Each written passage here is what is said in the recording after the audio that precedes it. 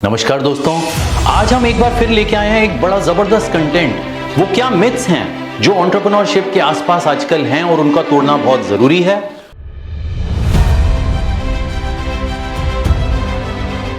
हमें यह जानना भी जरूरी है कि एंटरप्रेन्योरशिप के आसपास किस तरह के मिथ्स हैं या किस तरह की धारणाएं हैं जो गलत हैं और जिनको तोड़ना बहुत जरूरी है। पहली ऐसी धारणा यह है कि यह माना जाता है कि एक अच्छा एंटरप्रेन्योर बनने के लिए आपको एक बहुत ही हाई डिग्री या बहुत ही अच्छे कॉलेज या यूनिवर्सिटी से आपको पास आउट होना है। ये बिल्कुल गलत है। एंटरप्रेन्योरशिप की हिस्ट्री में न केवल इंडिया में बट वर्ल्ड वाइड ऐसा देखा गया है कि एक हाई क्वालिफिकेशन या बहुत अच्छे कॉलेज की डिग्री का डायरेक्ट कोरिलेशन एंटरप्रेन्योरियल सक्सेस से नहीं होता। इनफैक्ट ऐसे बहुत से एंटरप्रेन्योर्स हैं जो कि एवरेज या कम पढ़े हुए हैं, फॉर्मल डिग्री उनके पास नहीं है और फिर भी वो बहुत ही सक्सेसफुल एंटरप्रेन्योर्स रह चुके हैं। वर्ल्ड वाइड देखें तो हमारी जनरेशन के one of the top entrepreneurs Steve jobs एक कॉलेज ड्रॉप आउट थे। सिमिलरली बिल गेट्स, ये लोग कॉलेज ड्रॉप आउट होने के बावजूद एंटरप्रेन्योरियल जर्नी में सक्सेसफुल हुए। दूसरी बात, ये माना जाता है कि अगर आपको एक सक्सेसफुल एंटरप्रेन्योर बनना है तो आपका IQ यानी कि इंटेलिजेंस कोशेंट बहुत हाई होना चाहिए।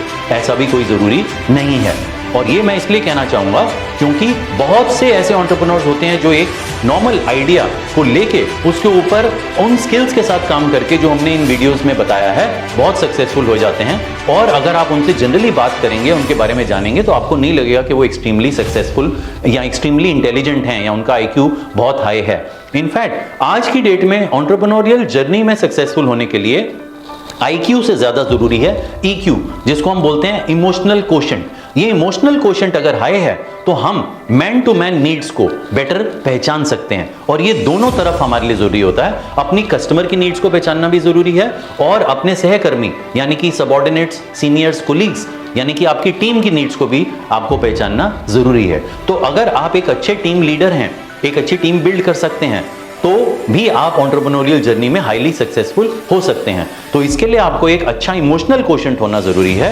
अगर इंटेलिजेंस कोशेंट इतना हाई नहीं भी है तो भी कोई प्रॉब्लम नहीं है।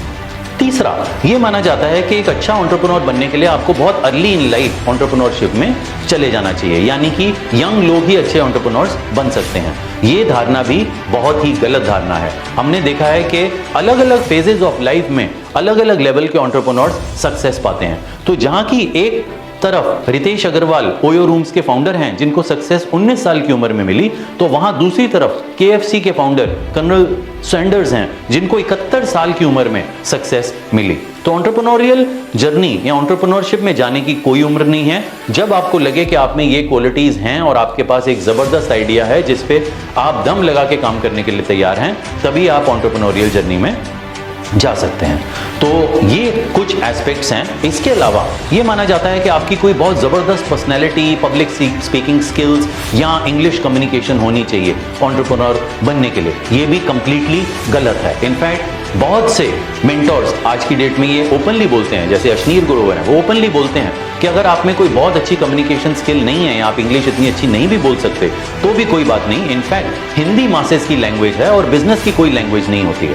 तो अगर आप में ये क्वालिटीज हैं, तो अगर आपकी कम्युनिकेशन इतनी अच्छी नहीं भी है बट आप में बेसिक क्वालिटीज हैं और आप काम करने का जबरदस्त जज्बा है, तो आप एक सक्सेसफुल एंटरप्रेन्योर बन सकते हैं।